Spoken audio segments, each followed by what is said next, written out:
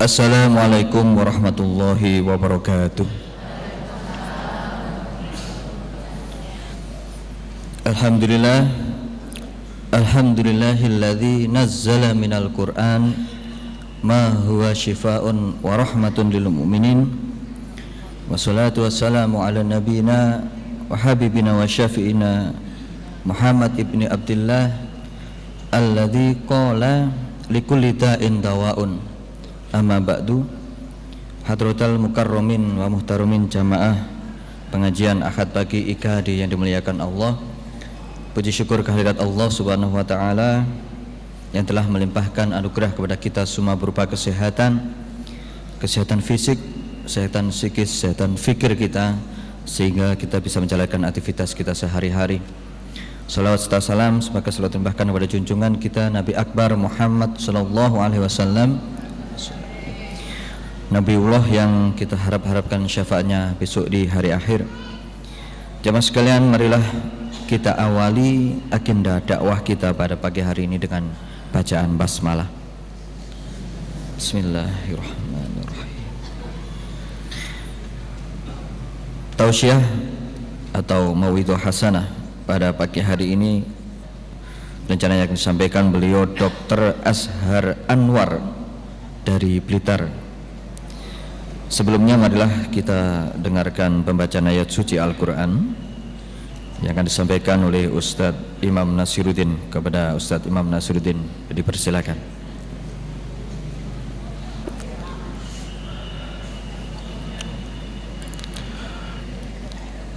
Assalamualaikum warahmatullahi wabarakatuh.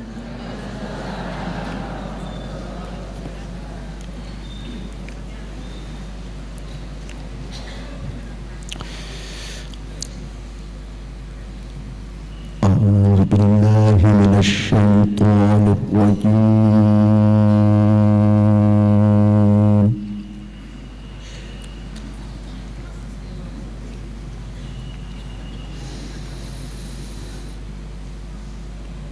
Bismillahirrahmanirrahim.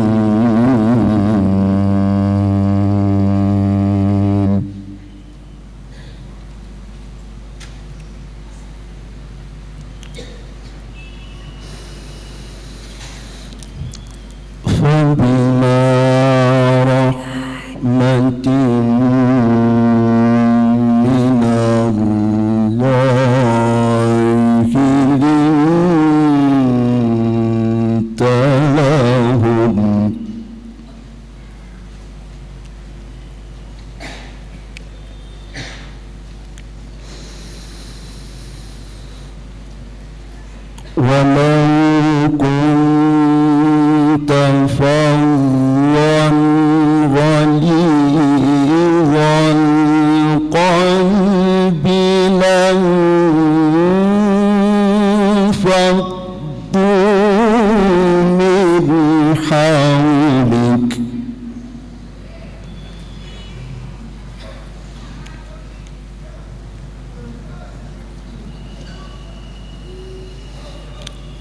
fa'fu anhum wastaghfir lahum wa syawirhum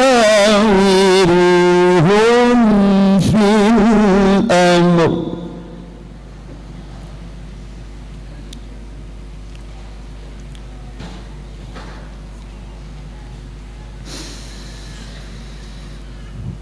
فإذا عزمت فتوكل على الله إن الله يحب المتوكلين.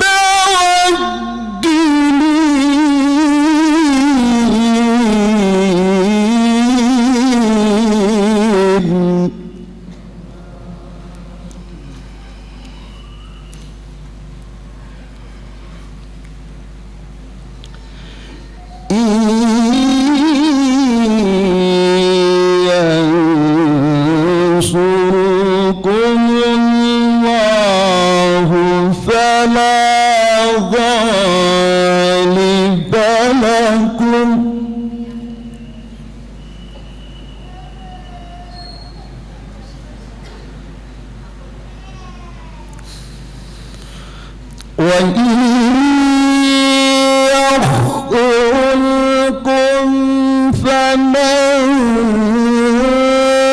ذا الذي ينصركم من بعده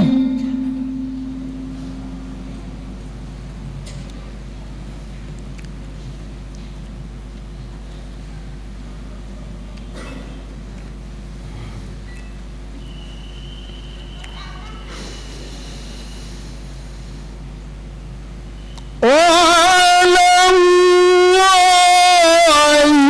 فليتوكل المؤمنون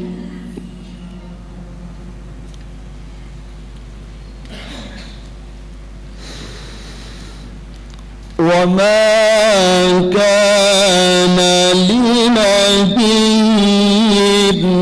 أن يغل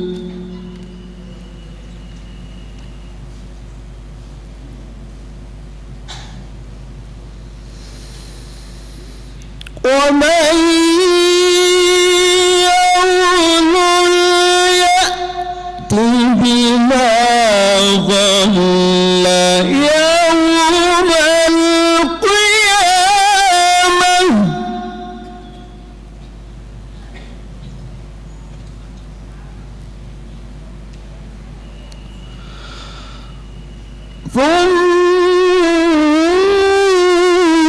ثم توفى كل نفس ما كسبت وهم لا يظلمون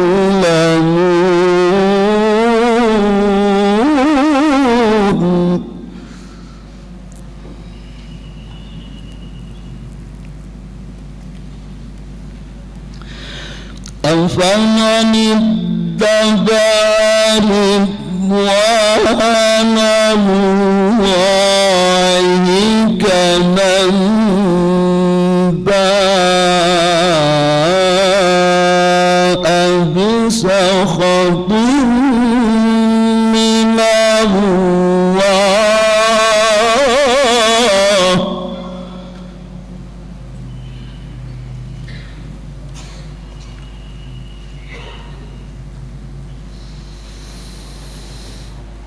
كمن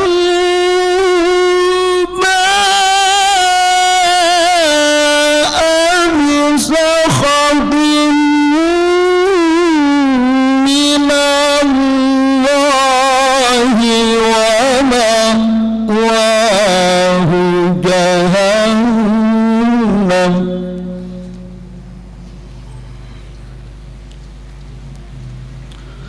وبئس المصير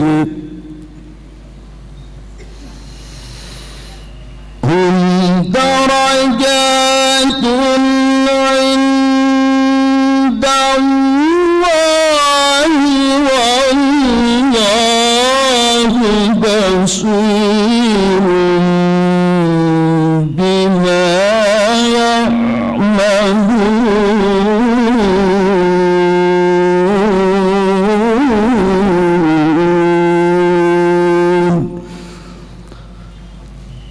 صدق الله العظيم.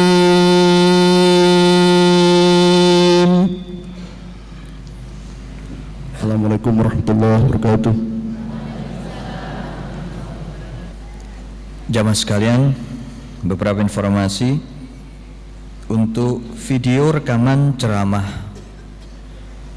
Ahad pagi Kadi edisi sebelum-sebelumnya, diantaranya Ustazah Mega Fitri, mantan misionaris dari Yogyakarta, kemudian Ustadz Sabun, ada 2 edisi Ustadz Sabun karena 2 kali pernah ngisi ceramah, kemudian juga Ustadz Najib Muhammad yang barusan minggu kemarin, kemudian Ustadz Cahyadi Takriawan dari Jogja.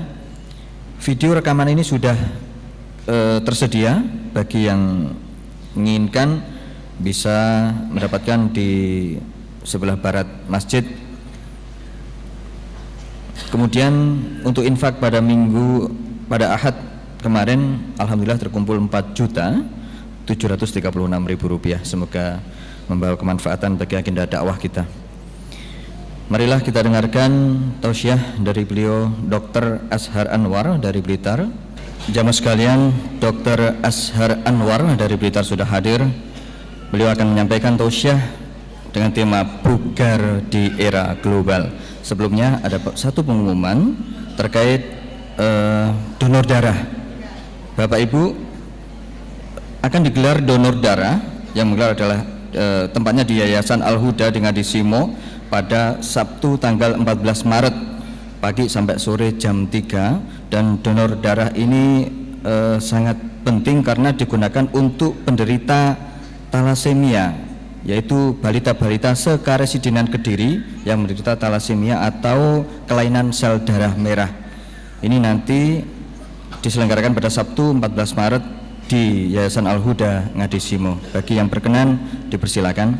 Marilah kita dengarkan tausiah dari beliau Dr. Azhar Anwar dari Blitar dengan tema bugar di era global. Kepada beliau Dr. Azhar Anwar dipersilakan. Bismillahirrahmanirrahim. Assalamualaikum warahmatullahi wabarakatuh.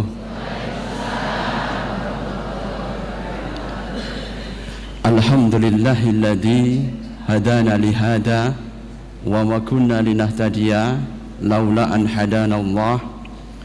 Asyhadu an la ilaha illallah wahdahu la syarikalah wa asyhadu anna Muhammadan abduhu wa rasuluh wa nusallimu ala amiril muslihin wa sayyidil mujahidin habibina wa qurrati a'yunina wa sallallahu alaihi wa ala alihi wa baraka wa sallam. Bapak Ibu yang berbahagia dan senantiasa dirahmati Allah Subhanahu wa taala, marilah bersama-sama kita memanjatkan syukur kehadirat Allah Subhanahu wa taala yang telah memberikan pada kita nikmat yang begitu besar sehingga pada pagi hari ini kita bisa bermuwajahah, bisa bertemu, bisa bersilaturahim dalam keadaan sehat walafiat. Mugi-mugi apa yang kemudian menjadi niat kita senantiasa diijabahi oleh Allah Subhanahu wa taala. Bapak Ibu yang berbahagia dan senantiasa dirahmati Allah Subhanahu wa taala, sesungguhnya manusia hidup itu di dunia ini akan senantiasa diberikan cobaan oleh Allah Subhanahu wa taala. Alladzi khalaqal mauta wal hayata liyabluwakum ayyukum ahsanu amala. Allah tidak menjadikan hidup dan mati itu kecuali akan memberikan cobaan kepada manusia. Maka ada yang bersyukur, tapi juga ada yang ingkar kepada Allah Subhanahu wa taala. La yazalu bala'ul bil mu'minin hatta yamsi ala wajhil ardi wa laisa lahu khati'ah. Dan senantiasa Allah akan memberikan cobaan pada manusia sampai manusia itu berjalan di atas bumi walaisa lahul khati'ah, maka mereka tidak mempunyai dosa lagi. Jadi sebenarnya cobaan dari Allah Subhanahu wa taala itu dalam rangka supaya manusia itu terbebas dari segala macam dosa. Karena itu Bapak Ibu yang berbahagia dan dirahmati Allah Subhanahu wa taala, gelombang materialisme yang terjadi pada saat ini itu akhirnya menimbulkan fitnah yang luar biasa. Dengan adanya fitnah, jenengan bisa melihat kalau pas malam Jumat itu jenengan kan biasanya disunahkan untuk membaca surah Al-Kahfi kan. Kenapa? Ya Rasulullah yang memberikan kepada kita sebuah amalan yang dimana kita disuruh untuk membaca surah Kahfi. Ternyata di dalam surah Kahfi kita itu diingatkan terus menerus oleh Allah Subhanahu wa taala yaitu tentang fitnah yang pasti akan melanda manusia. Pada kisah yang pertama, yaitu tentang Ashabul Kahfi, maka di situ Allah memberikan refleksi dan gambaran buat kita bahwa manusia itu pasti akan menghadapi fitnatuddin, yaitu fitnah yang berkaitan dengan agamanya. Karena itu kalau orang itu terfitnah dengan agamanya, maka dia harus senantiasa berlindung kepada Allah Subhanahu wa taala. Karena itu digambarkan dalam surah Al-Kahfi, innahum fityatu amanu bi rabbihi wazidnahum huda. Maka para pemuda Kahfi itu adalah fityah, para pemuda. Ya, mereka itu beriman pada Allah Subhanahu wa taala, ya, wazidnahum huda, dan mereka senantiasa diberikan petunjuk dari sisi Allah Subhanahu wa taala. Karena itu Bapak Ibu yang berbahagia, fitnah din ini sangat luar biasa. Inna hadaddin matin fa'aughilluhu birifkin. Sesungguhnya agama ini adalah kaku, kuat, bakuh, kokoh. Karena itu kalau diajarkan kepada seseorang, kadang-kadang seseorang itu merasa terbelenggu. Karena itu ketika kita mengajarkan agama, fa'aughilluhu birifkin, maka jenengan harus mengajarkannya dengan rifkin, yaitu lemah lembut. Karena itu yasiru wala tu'asiru, permudahlah, jangan kemudian mempersulit. Nah, inilah yang kemudian membuat manusia menjadi enteng ketika nindakaken perintah dari agama Allah Subhanahu wa taala. Kemudian fitnah yang kedua itu adalah fitnah yang berkaitan dengan fitnatul amwal, yaitu fitnah yang berkaitan dengan harta dunia. Jadi harta dunia itu digambarkan tentang dua pemilik kebun. Yang satu beriman dan bersyukur pada Allah Subhanahu wa taala, yang satu kufur dan durhaka kepada Allah Subhanahu wa taala. Akhirnya yang durhaka itu kemudian diberikan azab oleh Allah karena hartanya tadi. Karena itu fitnah harta itu sering membuat seseorang itu menjadi terlupa dengan apa-apa yang diperintahkan ya oleh Allah Subhanahu wa taala. Kemudian yang ketiga, ya, fitnah yang kemudian sering melibas, yaitu fitnatul ilmu, ya, atau fitnah yang berkaitan dengan ilmu. Ini yang berkaitan dengan Nabi Musa, yang dia merasa dia paling pandai sendiri. Akhirnya kemudian dia diberikan fitnah oleh Allah Subhanahu wa taala, ternyata di atas langit masih ada langit. Akhirnya kemudian dia dipertemukan dengan hamba Allah yang soleh, dalam riwayat adalah Nabi Khidir. Maka disitulah Nabi Musa mendapatkan yang namanya fitnah ilmu. Sedangkan fitnah yang terakhir yaitu fitnah yang ya diberikan Allah Subhanahu wa taala berkaitan dengan cerita, ya, atau cerita Dzulqarnain, yaitu raja yang mempunyai dua kornu, yaitu yang mempunyai dua tanduk, yaitu adalah, ya, Dzulqarnain. Maka di sini adalah fitnatus sultan, yaitu fitnah yang berkaitan dengan kekuasaan. Empat fitnah inilah yang kemudian melanda manusia ya pada era sekarang ini. Ternyata fitnah yang melanda manusia inilah yang kemudian membuat mereka itu menjadi tidak bugar, membuat mereka itu menjadi letih, lelah, terguncang, lemah. Akhirnya daya tahan itu rendah, akhirnya mereka menjadi gampang sakit. Tapi jenengan jagat ningali ya, ternyata kalau orang itu sedih terus menerus, hatinya itu dirundung dengan kemalangan, kemudian merasa no way out, tidak ada jalan keluar, kemudian dia merasa frustasi, merasa hatinya itu sedih, moodnya ya senantiasa itu naik turun. Kalau dia jarang tersenyum, minimal sore hari dia akan pusing separuh. Ini tidak enak ini. Kalau dia kemudian marah sekali, tidak ridho dengan takdir dari Allah Subhanahu wa taala, mangkel, menyalahkan takdir, seraya guilty feeling, merasa dirinya bersalah sekali, akhirnya apa? Mahnya kumat ya. Untung saja bukan mah lor mah kidul ini ya, tapi cuma mah saja ya. Atau kemudian gastritis, atau kemudian sakit lambung karena asam lambungnya keluar. Kalau orang itu sedih terus menerus, merasa putus asa, aliran di dalam ginjalnya itu kemudian berkurang aliran darahnya, akhirnya ginjalnya ya ginjal-ginjal Bu, karena kekurangan ya darah tadi. Karena itu kenapa sekarang kalau kita melihat ya di rumah sakit banyak yang antri untuk cuci darah. Bahkan ada yang kemudian harusnya seminggu 2 kali, itu dicicir sebulan 1 kali ya.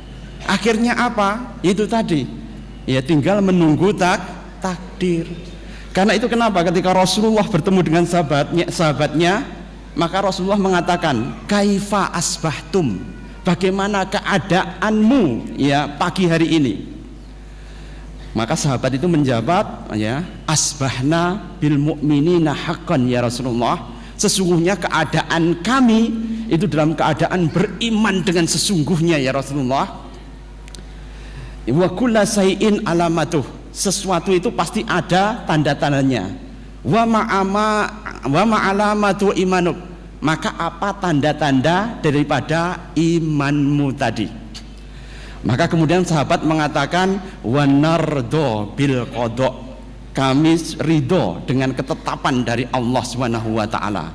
Wa nasbiru 'alal bala, dan kami sabar terhadap balak atau cobaan dari Allah Subhanahu wa taala. Wa naskuru 'ala nikmah, kemudian kami bersyukur dengan nikmat dari Allah Subhanahu wa taala. Sodakta, maka kamu benar imanmu. Karena itu Bapak Ibu yang berbahagia dan dirahmati Allah Subhanahu wa taala, ternyata iman itu ada tandanya.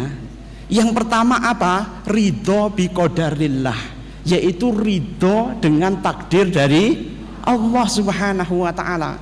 Ajaba li amril mu'min, inna amrohu kullahu lahu khair, wa in asobathu khairu ya syakara fakana khairul lah, wa in asobathu dzarra sabara fakana khairul lah. Sungguh ajaib permisalan orang yang beriman, semua urusannya berakhir dengan indah dan baik. Apabila dia mendapatkan musibah, mendapatkan syukur atau nikmat dari Allah Subhanahu wa taala, jika dia mendapatkan kesenangan dari Allah Subhanahu wa taala, syakara fakana khairullah, maka dia bersyukur pada Allah Subhanahu wa taala. Wa in asobathu dzarra, kalau dia mendapatkan cobaan atau musibah dari Allah Subhanahu wa taala, sabara, maka dia bersabar.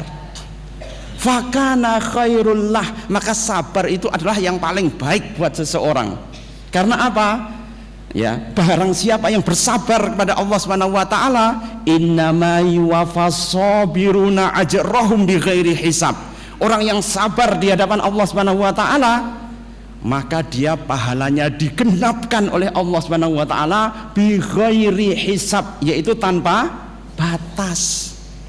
Sedangkan kalau seseorang itu kemudian ya bersyukur atas nikmat yang diberikan oleh Allah Subhanahu wa taala, ya, naskuru ala nikmah, dia bersyukur dengan nikmat Allah Subhanahu wa taala, la in syakartum la azidannakum. Kalau dia bersyukur pada Allah Subhanahu wa taala, pasti nikmat itu akan ditambah oleh Allah Subhanahu wa taala. Karena itu Bapak Ibu yang berbahagia, alangkah beruntungnya kalau pikiran kita itu tenang. Apa? Kalau kita mendapatkan cobaan juga mendapatkan pahala, kalau kita syukur juga akan mendapatkan pahala. Dua-dua keping takdir tadi, yaitu penderitaan dan kesenangan, kita senantiasa optimis. Karena tubuh kita itu disetel semuanya dalam keadaan optimis dan gerak terus menerus. Jadi kalau jenengan tuh misalipun ya ditutup mripatipun 2 minggu mawon, dibuka jenengan sampun kabur sedanten, Bu. Keranten apa? Jenengan itu diciptakan nggih, netra jenengan, soco jenengan, mripat jenengan itu untuk melihat, bukan untuk merem. Lah sak menika niku kuwatah tiyang karena dilanda stres, akhirnya apa? Wes leyeh-leyeh enak tenan ya.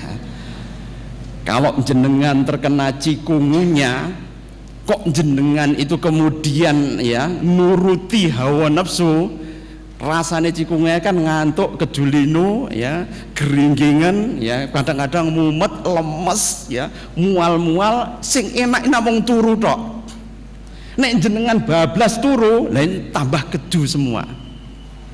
Kalau seseorang itu kemudian ngepreh, semangatnya itu habis, kemudian dia tidur saja, maka hormon yang namanya hormon pregnenolon itu kemudian turun kadarnya, jenengan langsung kena yang namanya osteoartritis atau rematik, ngapur sedanten tulang jenengan. Jadi tidak boleh tubuh kita itu diistirahatkan terlalu banyak, sebab kalau terlalu banyak diistirahatkan berbahaya. Kalau ibu-ibu terlalu banyak diistirahatkan pada waktu tubuh kita masih aktif, nanti ketika sepuh akan gampang terkena osteoporosis. Ya, jadi kita kuat atau tidak itu tergantung amaliat kita, amal kita ketika masih muda.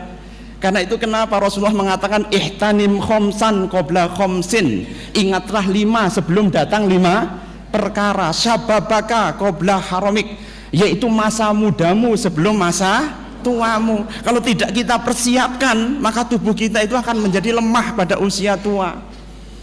Karena itu Bapak Ibu yang berbahagia, bugar atau tidaknya kita menghadapi masa sekarang, lah ini kita harus senantiasa ya bisa menjaga badan kita. Nuwun sewu, kalau jenengan lihat matahari kan sekarang sedang redup ya. Ketika tidak ada matahari seperti ini, ternyata yang aktif hormonnya apa? Yaitu hormon melatonin. Hormon melatonin kalau itu keluar di tubuh kita, rasane namung setunggal, ngantuk tur lemes.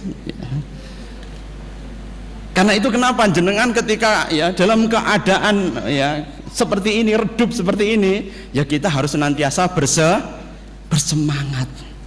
Qawiyul mu'min ahabbu wa khairu ilallah minal mu'mini dhaif. Sesungguhnya mukmin yang kuat itu lebih disenangi dan dicintai oleh Allah Subhanahu wa taala daripada mukmin yang lemah. Ya. Wa fi kulli khair, tapi dua-duanya baik. Tapi yang paling baik ya itu adalah seorang mukmin yang senantiasa dia itu ya kuat ya, lagi kemudian dia itu sehat. Ini lebih disukai oleh Allah Subhanahu wa taala. Tipsnya bagaimana supaya seseorang itu senantiasa menjadi kuat dan sehat? Tapi jenengan saged bayangaken nggih, kalau jenengan lihat para sahabat itu ketika berperang berhari-hari mereka itu tidak makan, mereka itu hanya sangu dengan sekantung kurma. Dan kurma itu tidak dimakan, cuma dimuti tok ae. Dan itu kemudian mereka berjalan berminggu-minggu di padang pasir, luwe dimuti tok. Kira-kira jenengan ngoten pripun nggih? Ya. Wong mangan sego pecel langsung ngantuk kok. Ya, itu para sahabat itu begitu. Saking merekanya kuat untuk menahan lapar, mereka itu ya kurma itu hanya kemudian diamuti kemudian dibagikan kepada sahabat yang lain. Dan ini kemudian terbukti juga ya ketika kemarin di Palestina pejuang Hamas itu terkurung di dalam ya terowongan, mereka hanya ya berbekal hanya sekantung kurma saja dan dalam keadaan puasa, maka di dalam terowongan yang sangat dalam ya dalamnya kira-kira 20 meteran, mereka hanya kemudian ya berbekal kurma ya dimuti gitu sampai sekitar 20-an hari, dan mereka ketika muncul masih dalam keadaan selamat. Bahkan Allah memberikan rezeki pada mereka, ada tetesan air yang keluar dari ya sela-sela tanah tadi yang mereka saring, dan mereka bertahan sampai 20 harian hanya dengan itu. Karena itu Allah itu kemudian wa madabatun fil ardi illa 'alallahi rizquha. Tidak ada yang dipegang ubun-ubunnya oleh Allah Subhanahu wa taala kecuali rezekinya itu dijamin oleh Allah. Lan jenengan ya, kalau jenengan ndongone keluarga Nabi Muhammad, wah kira-kira jenengan mboten kiyat ya. Coba dungane Rasulullah ngeten, Allahumma ja'al ala Muhammad kutan. Ya, ya Allah berikan rezeki kepada keluarga Muhammad hanya sebatas makanan pokok saja. Lah kira-kira jenengan kuat nomor. Dianggap kaya kalau kita itu ya bisa makan dalam satu hari itu. Kalau kemudian lebih dari ya 3 hari jenengan itu mempunyai persediaan makanan, jenengan itu kaya raya. Lah ini yang repot ya. Jadi sebenarnya kita itu cukup. Yang membuat kita menjadi resah, gelisah, kemudian hati kita menjadi sedih apa? Yaitu amalun ghairu muntaha, angen-angen sing ora kenek entek, angan-angan yang tiada batasnya, tiada habisnya. Ini yang membuat kita hidup ini kayak keronto-ronto ya, kayaknya panjang sekali. Karena itu ketika kita hidup di dunia tadi ya, Rasulullah cuma memberikan bekal pada kita 3 tadi. Apa? Ridho dengan takdir Allah, syukur ketika mendapatkan nikmat, kemudian sabar ketika kita menghadapi masalah. Karena itu kalau kita pengen bugar itu tidak sekedar tubuh kita sehat. Karena kalau seseorang itu bugar tapi kemudian tidak sehat, tidak selamat, tidak mempunyai kamukten, tidak mempunyai kawidak, dan tidak mempunyai keselamatan, rugi. Nggih mboten? Betapa banyak orang yang badannya sehat ya, ketika kemudian diberikan cobaan oleh Allah Subhanahu wa taala ya, langsung ya lemah, tidak berdaya, lemas lunglai. Kenapa kok seperti itu? Karena mereka tidak paham bahwa hidup di dunia itu mereka itu harus senantiasa bergerak, dan ketika mereka salah maka kuncinya cuma satu, yaitu istighfar kepada Allah Subhanahu wa taala. Coba jenengan sakit ningali doa tentang afiah atau bugar ya. Afiah itu adalah bebas dari segala masalah ya. Kira-kira jenengan purun mboten iki diwaringi donga yang berkaitan dengan bebas dari segala masalah.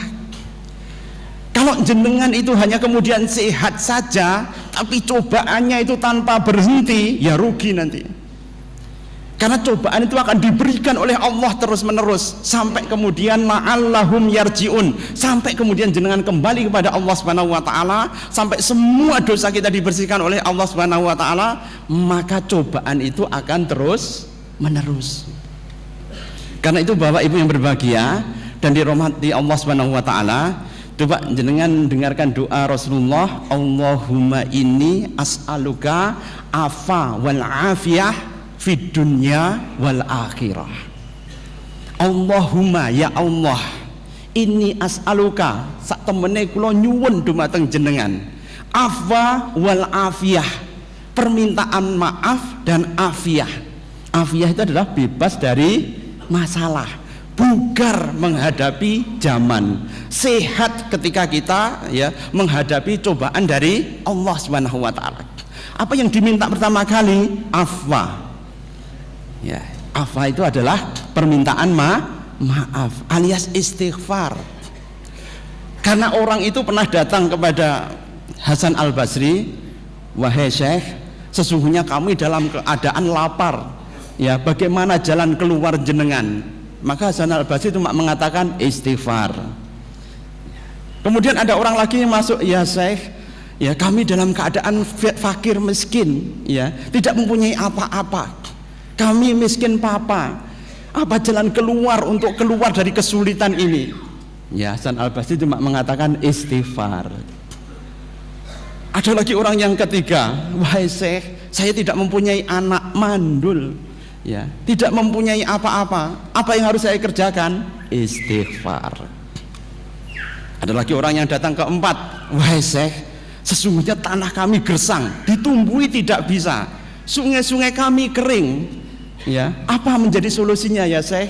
Istighfar. Loh, semuanya istighfar ya, ya ternyata istighfar itu adalah mempunyai kekuatan yang sangat dahsyat.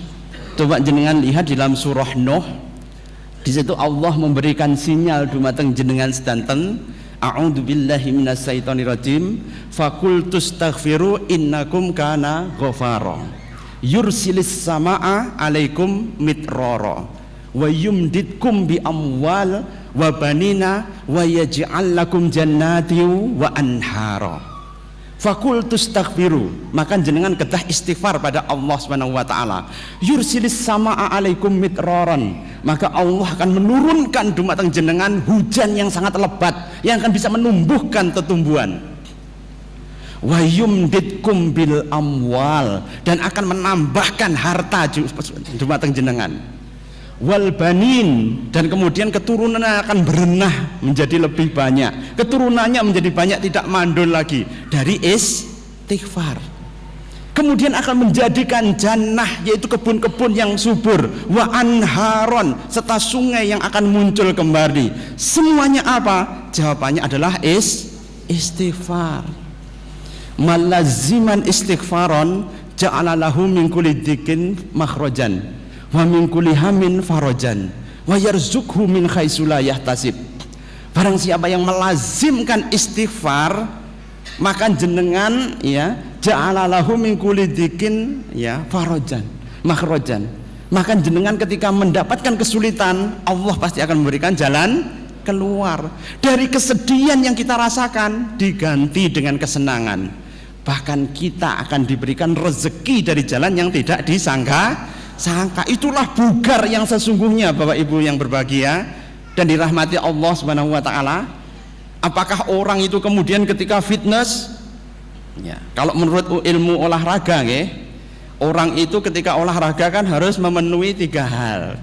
Yang pertama, unsur anaerobiknya harus ada, speed daripada kekuatan ototnya harus terlatih, kekuatan secara cepat itu harus didapatkan.